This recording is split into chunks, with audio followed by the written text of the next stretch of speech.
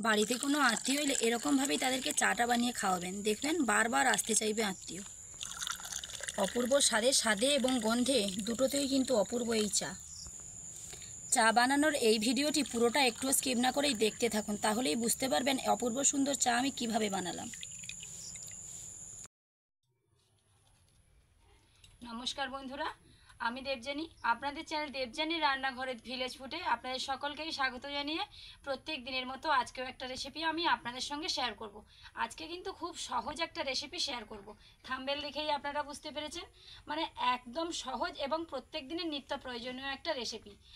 মনে হচ্ছে অনেকে যারা রান্নাঘরের নতুন তাদের কিন্তু মনে হবে যে দুধ চা আমি কিভাবে বানাবো। তো আজকে আমি খুব সহজ পদ্ধতিতে খুবই টেস্টি একটা দুধ চা বানানো আমি আপনাদের সঙ্গে শেয়ার করব। বাড়িতে যে কোনো অতিথি এলে একবার এইরকমভাবে চাটা বানিয়ে খাওয়াবেন, বারবার অতিথি আসতে চাইবে, যে বলবে ওই বাড়ির মহিলাটার হাতের চা খুবই ভালো, তো বারবার যেতেই হবে।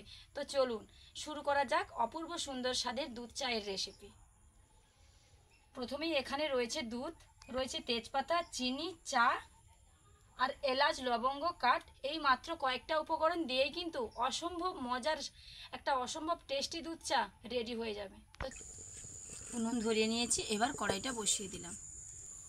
প্রথমেই আমি চায়ের জন্য যে কাপগুলো এনেছি, ছোট ছোট চা গ্লাসগুলো, সেইগুলোর 2 কাপ জল আমি দিয়ে দেব। ছোট্ট একটা হাঁড়ি নিয়েছি চা বানানোর জন্য, কিন্তু আপনাদের বলেছি কড়াই কড়াই বলে বলে সবসময় অভ্যস্ত, তার জন্য সেটাই বলে দিয়েছি। মাপটা কিন্তু এরকমই হবে চায়ের জন্য। 2 কাপ যদি দুধ হয় তার সঙ্গে 1 কাপ জল হবে, এরকম মাপ করে দুধ চাটা বানাবেন, তাহলে কিন্তু খুবই ভালো হয়। আমি এখানে গরুর দুধ নিয়েছি, আপনারা চাইলে পাউডার দুধও নিতে পারেন। সেক্ষেত্রে অল্প একটু জল গরম করে তাতে পাউডার দুধ মিশিয়ে এরকমভাবেই কিন্তু দিতে হবে।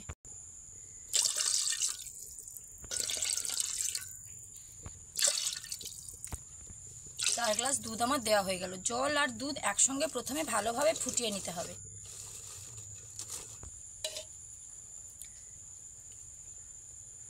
4 গ্লাস দুধ মাপ করে দেওয়ার পর অল্প কিছুটা দুধ কিন্তু বাড়তে হয়ে গেছিলো। আর দুধ খেতে না আমি খুবই ভালোবাসি। দুধ এবং দুধ চা দুটোই আমার মানে খুবই পছন্দের, তাই প্রায় বেশিরভাগ আমি কিন্তু দুধ চা বানাই। আর সেই দুধ চাটা এতটাই টেস্টি হয়, তার জন্যই তোমাদের দাদা আজকে বললো চলো আজকে বন্ধুদের সঙ্গে তোমার হাতের সেই স্পেশাল দুধ চাটাই শেয়ার করি।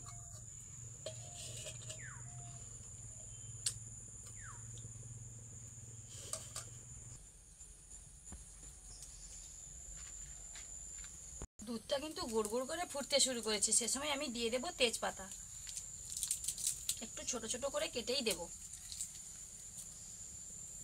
কয়েকদিন প্রচুর বৃষ্টি হচ্ছিল, একদম সারা দিন করে বৃষ্টি হচ্ছিল। তারপরে যা বৃষ্টি বন্ধ হয়ে গেছে, খুবই গরম পড়েছে। এবার এখানে নিয়েছি এলাচ, লবঙ্গ, দারচিনি, জয়িত্রী রয়েছে। দুধটা যখন ফুটবে এইরকমভাবে কিন্তু ঘন ঘন উপর থেকে দুধটা বারে বারে ছাড়তে হবে। কয়েকটা এলাচ, কয়েকটা লবঙ্গ, কাঠ নিয়ে নেব, দিয়ে হামাদেস্তায় আমি আধা গুঁড়ো করে নেব।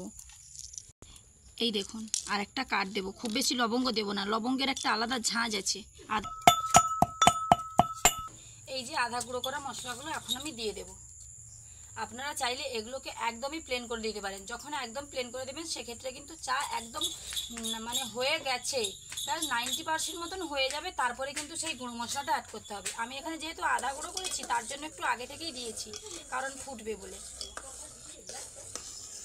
বেশ কিছু সময় কিন্তু ফুটে গেছে দুধটা, এবারে দিয়ে দেব চিনি।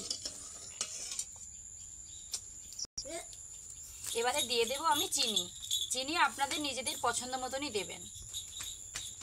চায়ের তো একটা মাপ আছে, হিসাব আছে। আমি প্রথমেই দুধ আর জলের মাপটা দিয়েছি, সেক্ষেত্রে আমি চিনির মাপটা বলছি যে 1 কাপ চায়ে কিন্তু 1.5 কাপ চিনি, সেরকম মাপ করেই।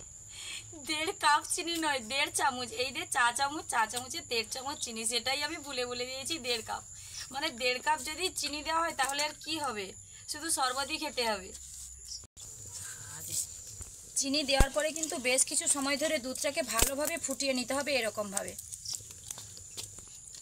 বেশ কিছু সময় ফোটার পর আমি এখন দিয়ে দেব চা। আমি কিন্তু 3 চামচ চা পাতা দেব।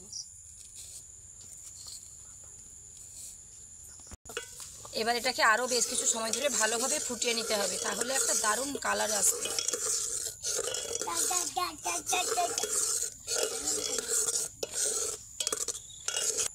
দুধ চায়ের কালার কিন্তু প্রায় চলে এসছে, এই দেখুন। আর 2 থেকে 3 মিনিট মতো ফুটলে কিন্তু দারুণ একটা কালার এসে যাবে।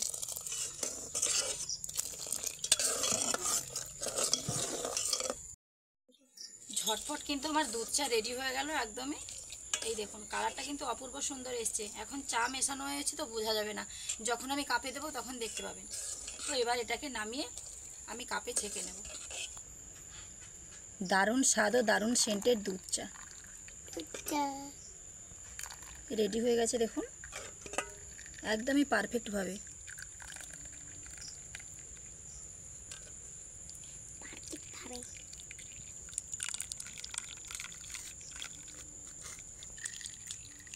हमारी जाती है 2 কাপ কিন্তু আমার হয়ে গেল।